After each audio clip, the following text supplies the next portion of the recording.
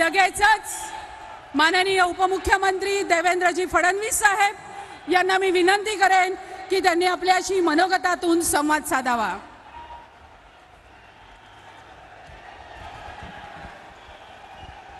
भारत माता की, भारत माता की, छत्रपती शिवाजी महाराज की, धर्मवीर छत्रपती संभाजी महाराज की, जय श्री राम, जय जय श्री राम। हिंदवी स्वराज्याचे सरसंस्थापक छत्रपती शिवरायांना मानाचा मुजरा करतो। भारतीय राज्यघटनेचे शिल्पकार भारतरत्न डॉक्टर बाबासाहेब आंबेडकर यांना मानवंदना अर्पित करतो। खऱ्या अर्थानं ज्यांनी शिक्षणाची मुहूर्तमेढ केली ते महात्मा ज्योतिबा फुले, क्रांतिज्योती सावित्रीबाई फुले यांनाही वंदन करतो आणि क्रांतीवीर भगवान बिरसा मुंडा यांच्या चरणी नमन करतो। आज मंचावर उपस्थित असलेले अखिल विश्वातील सर्वाधिक लोकप्रिय नेते आणि आपले प्रधानमंत्री माननीय नरेंद्र मोदीजी, आपले उमेदवार भारतीताई पवार, नाशिकचे आपले उमेदवार हेमंतप्पा गोडसे, भागवत कराडजी, माननीय छगन भुजबळजी, राधाकृष्ण विखे पाटीलजी, गिरीश भाऊ महाजनजी, दादा भुसेजी, नरहरी झिरवळजी, आमदार देवयानी फरांदे, सीमाताई हिरे, राहुल अहेर, राहुल डिकले, दिलीप काका बनकर, सुहासजी कांदे, सरोजताई अहिरे, अमृताताई पवार, विजयजी चौधरी, विजयजी साने, बाळासाहेब सानप, लक्ष्मण सावजी, सुनील बछाव, प्रकाश लोंढे, शंकर वाघ, धनराज महले, प्रशांत जाधव, मोहनराव अमृते, मंचावरील सर्व मान्यवर आणि एवढ्या विराट संख्येने या ठिकाणी उपस्थित असलेल्या माझ्या माता भगिनी आणि बंधूंनो, खऱ्या अर्थानं गंगा पुत्र माननीय मोदीजी गंगेच्या काठावर काशीमध्ये आपला फॉर्म भरल्यानंतर या दक्षिण काशीला गोदावरीच्या किनाऱ्यावर तुम्हाला भेटण्याकरता आले आहे।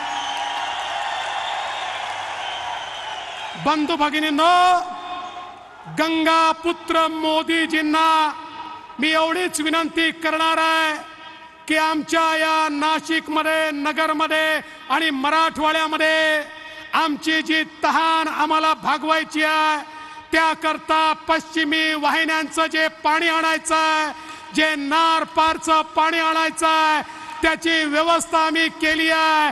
फक्त मोदीजींचा आशीर्वाद आम्हाला हवा आहे। आणि आपल्याला माहिती आहे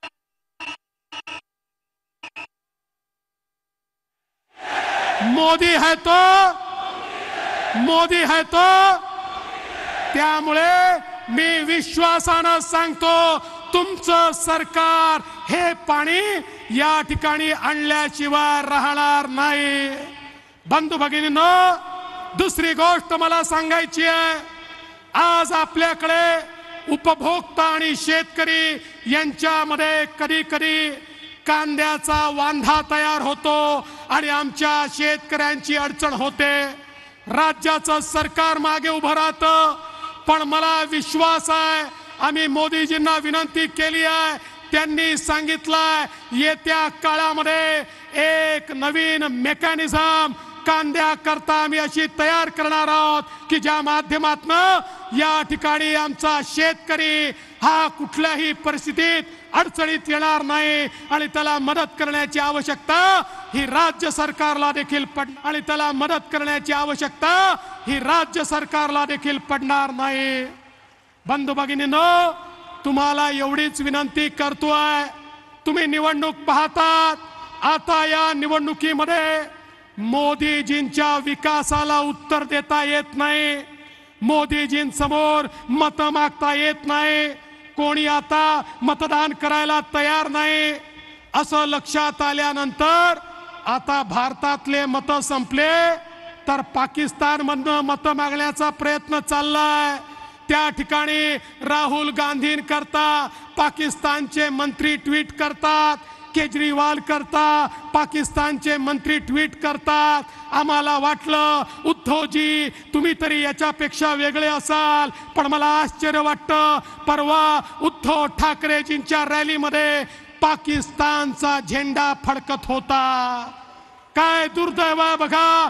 हिंदू हृदय सम्राट शिवसेना प्रमुख बाळासाहेब ठाकरे यांच्या सुपुत्राच्या रॅलीमध्ये मतांच्या लाचारी करता जर पाकिस्तानचा झेंडा फडकत असेल तर या ठिकाणी सर्व देशभक्त मोदीजींच्या पाठीशी उभे राहतील आणि सांगतील मोदीजी हम आपके पीछे है आणि भारत माता की जय म्हणत येत्या 20 तारखेला या दिंडोरीमध्ये भारतीताईंच्या कमळाचं बटन आणि नाशिकमध्ये हेमंतप्पांच्या धनुष्यबाणाचं बटन हे सगळे देशभक्त या ठिकाणी दाबल्याशिवाय राहणार नाही.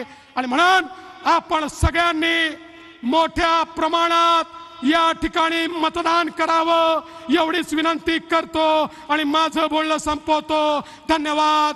जय हिंद, जय महाराष्ट्र.